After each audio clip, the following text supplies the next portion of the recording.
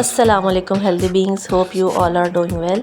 तो जी हमारे व्लॉग का यहाँ से आगाज़ होता है। सबसे पहले मैंने वेडनेसडे को अपनी वीडियो रिकॉर्ड करनी थी और बस उसकी प्रेपरेशन थी। फजर पढ़ने के बाद सबसे पहला काम ही मैंने ये किया, क्योंकि तब आइसोलेशन होती है और इर्द शोर भी नहीं होता, तो इसलिए ये मेरे लिए रिकॉर्ड करना बहुत ज़्यादा आसान था। उसके बाद हमें जाना था किसी काम के लिए बैंक, और वहाँ पर हमें अच्छा खासा टाइम लग गया था और नाश्ते का टाइम भी गुज़र चुका था। इतनी ज़्यादा देर हो गई थी हमें वहाँ पर, और बच्चे भी घर पर थे, तो हमने सोचा कि क्यों ना हम वहाँ से कुछ बाहर से रेडीमेड ले जाएं, ताकि बच्चों के साथ बैठ के हम भी नाश्ता कर लें।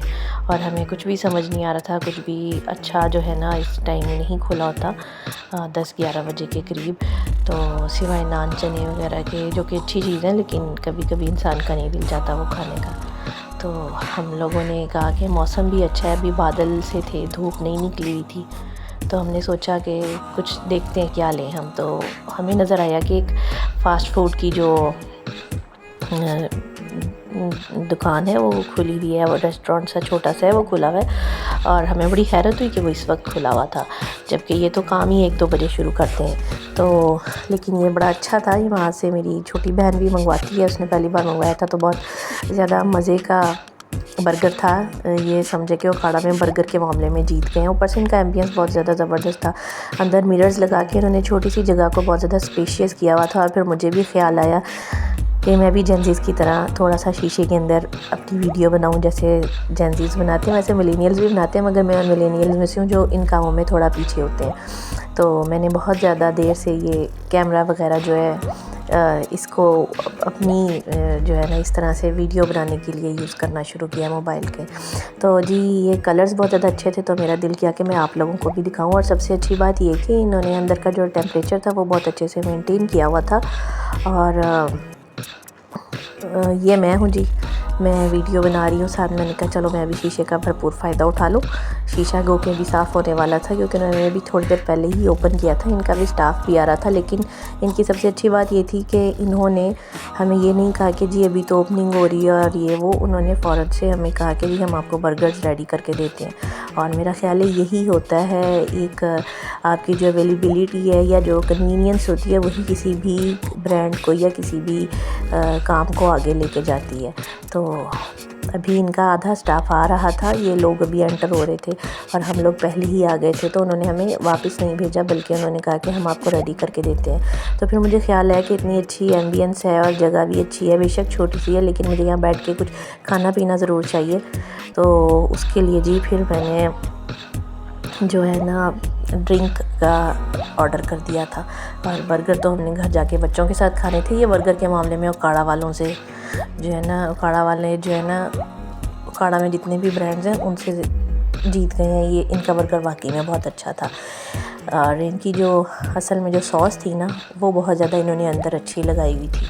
और उसके साथ साथ लोग नॉर्मल यहाँ पर यूज़ करते हैं लेटिस, लेकिन इन्होंने आइसबर्ग यूज़ की थी, जिसकी वजह से वो बहुत ज़्यादा अच्छा लग रहा था। और यहाँ पर मुझे शौक़ हुआ कि मैं एक शॉर्ट बना लूँ, क्योंकि मुझे वो भी नहीं बनाने आते। और उसके साथ मैं बर्गर्स का वेट कर रही थी, तो मैंने कहा चलो मैं थोड़ी देर टॉम की तरह एक्टिंग कर लूँ, जैसे टॉम एंड जेरी में वो करता है। तो उसके बाद जी हमने यहाँ से अपने बर्गर, और अब हमें घर वापस आना था। और ये पहली बार है कि मैं किसी एरिया की इस तरह से इतनी क्लियरली वीडियो बना रही हूँ, वरना मुझे बड़ा ऑड लग रहा होता है। मैं किसी मार्ट में भी जाऊँ तो वहाँ पर मुझे ऐसे मोबाइल पकड़ के ऐसे व्लॉग स्टाइल में वीडियो बनाना थोड़ा सा ऑड लग रहा होता है। लेकिन मैंने कहा जी अब हम व्लॉग बना रहे हैं तो ये हमें करना चाहिए, और फिर मैंने किया। और मैंने ज़्यादा आपको कलर्स दिखाने की कोशिश की कि मैंने कितने अच्छे कलर्स इसमें यूज़ किए हैं। इसकी जितने भी इन्वायरमेंट है उसके अंदर पर्पल और येलो बहुत अच्छा लग रहा था कॉम्बिनेशन। ये वैसे ही बहुत प्यारा कॉम्बिनेशन होता है। उसके बाद हम लोग बैठे अंदर यही बात कर रहे थे कि अभी हम बाहर निकलेंगे तो धूप होगी बहुत ज़्यादा, और बादल जो है वो छट जाएंगे और हमें शदीद धूप में जाना पड़ेगा। और जैसे कि हम कहते हैं कि बिलीफ सिस्टम काम करता है, बिल्कुल इसी तरह से हमारे बिलीफ सिस्टम ने काम किया। या वाकई ऐसा था, हम बाहर निकले तो तेज़ धूप निकली हुई थी, लेकिन होपफुली जो है ना मौसम अच्छा था, बहुत ज़्यादा अच्छा था, हवा चल रही थी, और हम बाइक पर थे तो इसलिए हमें ज़्यादा गर्मी का एहसास नहीं हुआ। तो फिर हमने सोचा कि क्यों ना आपको नहर दिखाई जाए, और उसके साथ लगे हुए दरख्त किस कदर प्यारे लग रहे होते हैं। तो यहाँ पर आके वैसे ही मूड अच्छा हो जाता है।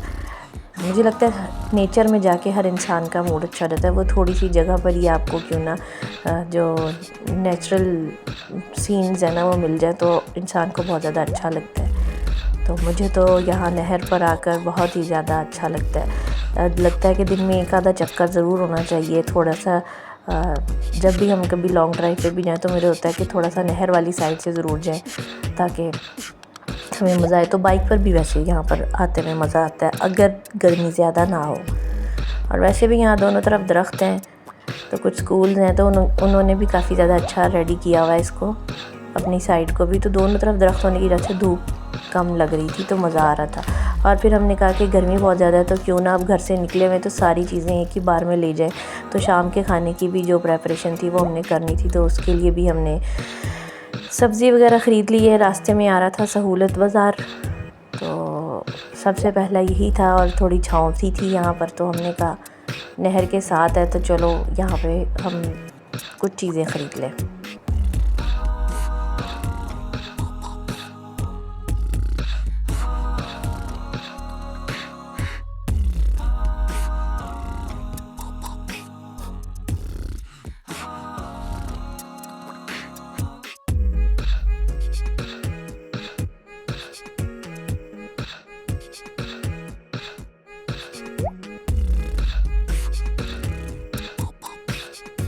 उसके बाद जी हम घर आए और हमने बच्चों को सरप्राइज़ दिया। उन्होंने बर्गर्स अपनी खाला के साथ खाए थे और अभी हमने फ़र्स्ट टाइम ये हमने ट्राई करना था, मैंने और बच्चों के बाबा ने।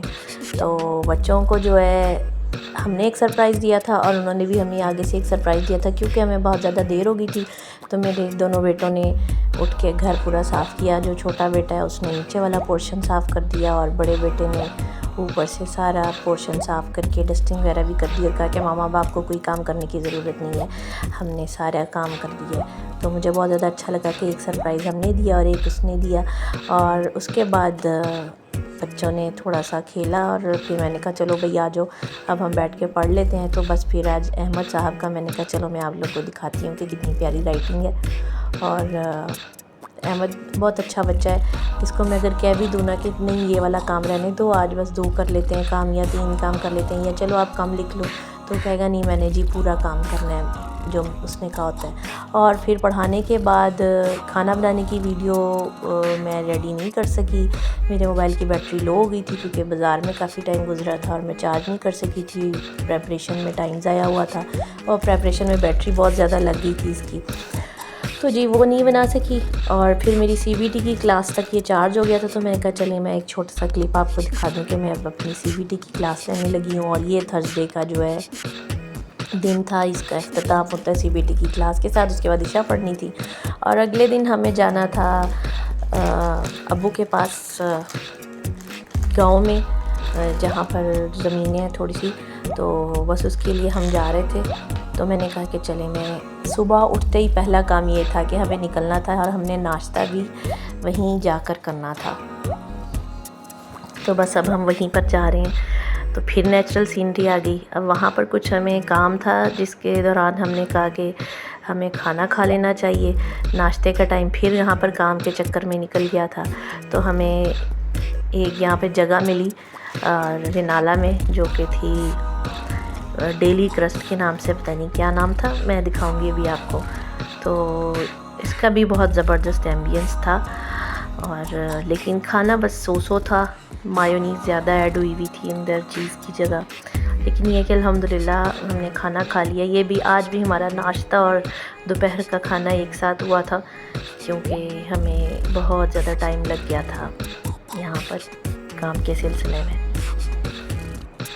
अच्छा, कभी कभी हमारे अल्फ़ाबेटिकली ना हमारी चीज़ें मिक्सअप हो जाती हैं। जिस तरह वो डेली क्रस्ट में कहती, इसका नाम था डिलाइट क्रस्ट। ये भी मैंने वीडियो में देखा है तो मैंने कहा मैं आपको बता दूं। और यहाँ पे एक छोटा सा प्ले एरिया था और अहमद साहब, मोहम्मद हमारे साथ नहीं गए थे क्योंकि उन्हें बुखार था, वो घर पे रुके थे अम्मी के पास। और जो अहमद साहब हैं वो यहाँ पर हमारे साथ आए थे और वो बहुत ज़्यादा खुश थे। और उन्हीं की फरमाइश पर हमें जंक फूड खानी थी, फ़ास्ट फूड, क्योंकि जी जंक फूड तो कहना नहीं चाहिए, लेकिन ये कि फ़ास्ट फूड हमें खानी पड़ी क्योंकि अहमद साहब को यही पसंद आना था, वरना हम देसी भी खा सकते। और उसके बाद हम आ गए जी उस जगह पर जहाँ हमारा आना ज़रूरी था। और वहाँ पर आके अहमद साहब थोड़ी देर के लिए मुर्गियों से खेल रहे थे और पता नहीं क्या एक्साइटमेंट हो रही थी इन्हें मुर्गियों को इधर उधर भगाने में।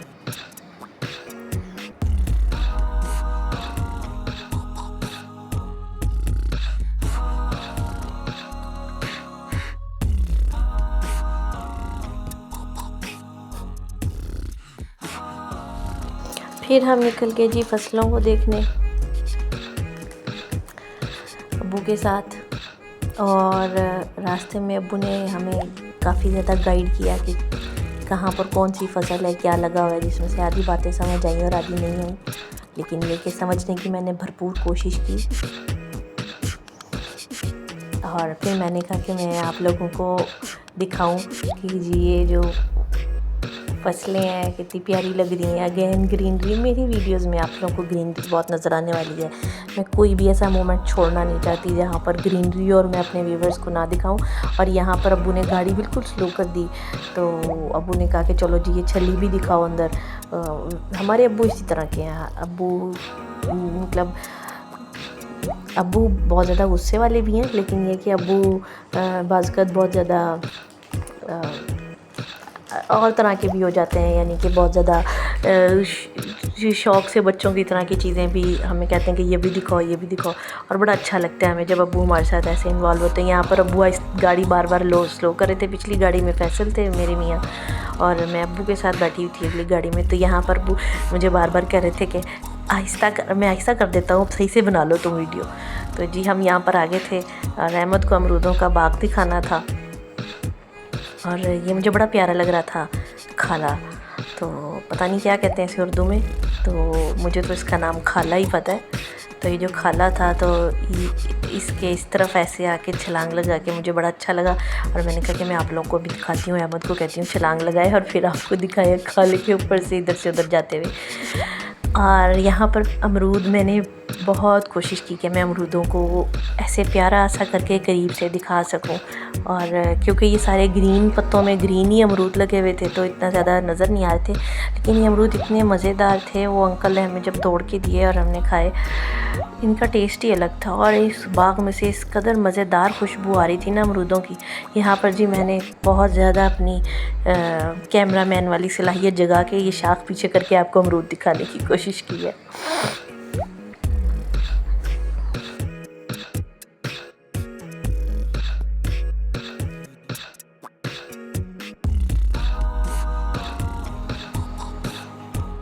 और यहाँ पर अब्बू समझा रहे हैं कि कहाँ पर क्या लगा हुआ है, कौन सी फसल लगी हुई है। और ये अंकल थे जिन्होंने हमें अमरूद तोड़ के दिए थे और अब्बू का मुसलसल इस बात पर फोकस था कि वो समझ लो वहाँ पर क्या लगा हुआ है और वहाँ पर क्या लगा हुआ है, और मैं इसको समझने की हद तलमकान कोशिश कर रही थी।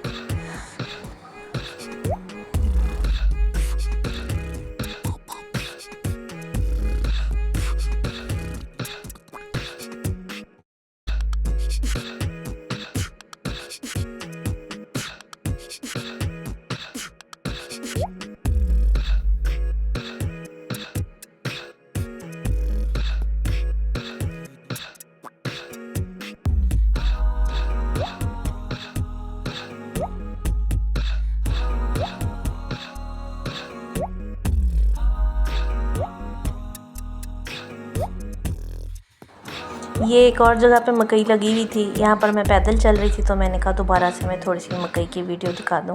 और उसके बाद हमें अब वापस निकलना था उकाड़ा के लिए। तो ये उकाड़ा में एक दो जगह आती हैं जो सोसाइटीज़ उन्होंने बनाई हुई हैं, वो बड़ी प्यारी उसकी जो है ना बाहर वाली जगह उन्होंने रेडी की हुई है, तो मैंने कहा वो भी मैं आपको साथ में दिखा दूँ। तो जी ये था हमारा आज का व्लॉग, और यहाँ पे मैंने आपको कुछ ज़्यादा स्पेशल नहीं, बस नेचुरल सीन्स दिखाने थे कुछ, तो मुझे अच्छे लगते तो मैंने कहा मैं आपको दिखाऊं। मिलेंगे अगले व्लॉग में, तब तक के लिए अल्लाह हाफिज़।